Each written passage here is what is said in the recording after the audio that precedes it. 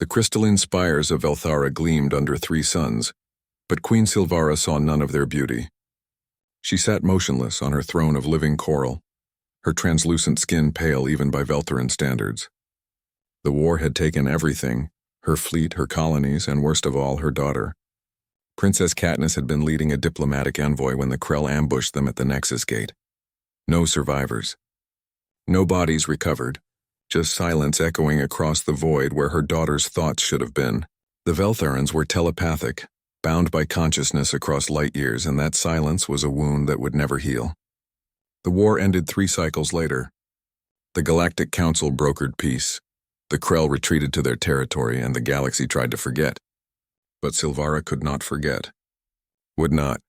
Your Majesty, there is a human requesting audience. Silvara's advisor, Theron, spoke with the careful tone reserved for someone balancing on glass. The Queen had not granted audiences since the war ended. She had barely spoken. A human? Silvara's voice was frost. What business have they here? He claims, Theron hesitated. He claims to have information about Princess Katniss. The throne room fell silent. Every courtier, every guard, every dignitary froze. Silvara's eyes, usually a soft violet, burned white with sudden fury and desperate hope. Bring him to me. Now. The human who entered was not what she expected.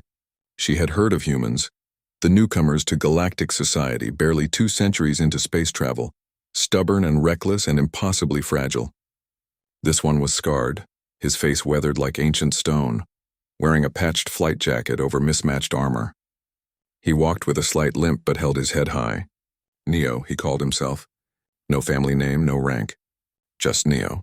Speak, Silvara commanded, her voice sharp enough to cut starlight. If you have wasted my time with false hope, you will beg for the mercy of execution. Neo met her eyes without flinching. Few species could withstand a Veltharan royal's gaze. It was said to burn through deception and lay bare the soul. Humans, apparently, were either brave or stupid. I found her, he said simply. Your daughter. She's alive. The throne room erupted. Courtiers gasped. Guards surged forward. Theron shouted for silence, but Silvara raised one hand and the room fell quiet as a tomb. Impossible, she whispered. I would feel her. Our bond is being suppressed, Neo interrupted, and though it was treasonous to cut off a queen, Silvara let him continue. The Krell have psionic dampeners, military grade.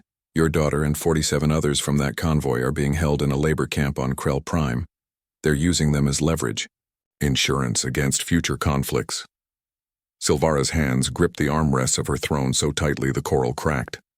The treaty doesn't mention prisoners because officially there are no survivors, Neo said bitterly. I've seen the files. The Krell reported total casualties. The council accepted it. Case closed. How do you know this? Theron demanded, stepping forward. How would a human have access to Krell military intelligence? Neo's smile was grim. Because I was there. I was a prisoner too. Cell Block 7, Section 12. I broke out 3 weeks ago. The revelation sent another wave of shock through the court. Breaking out of a Krell prison was considered impossible. The Krell were a warrior species, their security absolute, their cruelty legendary. You escaped alone? Silvara asked, and for the first time curiosity tempered her grief. No, Neo said quietly. 17 of us made it out. 3 humans, 2 Arxians, and 12 others from different species. We scattered afterward, safer that way. But before I left, I promised someone I'd come here. He reached into his jacket slowly, mindful of the guards' weapons trained on him, and pulled out a small holographic projector. He set it on the floor and activated it. The image that flickered to life stole the breath from every Veltharan in the room. Katniss. She looked thinner, her luminous skin dulled by captivity, her royal robes replaced by prison gray. But her eyes, those fierce, intelligent eyes, were unmistakable. She spoke in the recording, her voice hoarse but determined. Mother, if you see this, know that I live.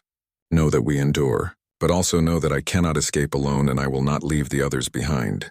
If there is mercy in this galaxy, if there is justice, please, do not forget us. The hologram faded. Silvara sat frozen, tears of liquid light streaming down her face. The first tears she had shed since the war began. Why, she finally asked, her voice breaking. Why help us? What do humans gain from this?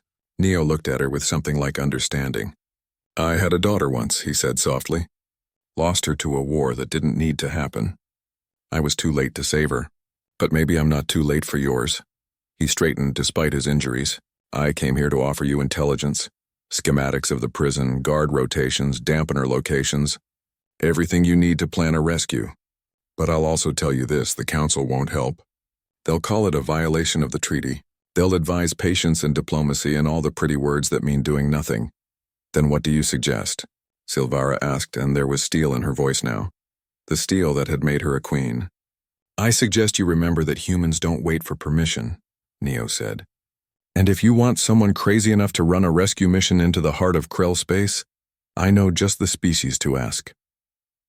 Queen Silvara rose from her throne for the first time in months. Her court watched in awe as she descended the steps and stood before the scarred human, this impossible warrior who had crossed the stars to bring hope back from death. Neo of Earth, she said, her voice ringing with royal authority, I accept your aid, and when my daughter comes home, know that the Velthoran people will forever remember what humanity did this day. Neo nodded once, a warrior's acknowledgement. Then let's get to work, Your Majesty. We've got a princess to save.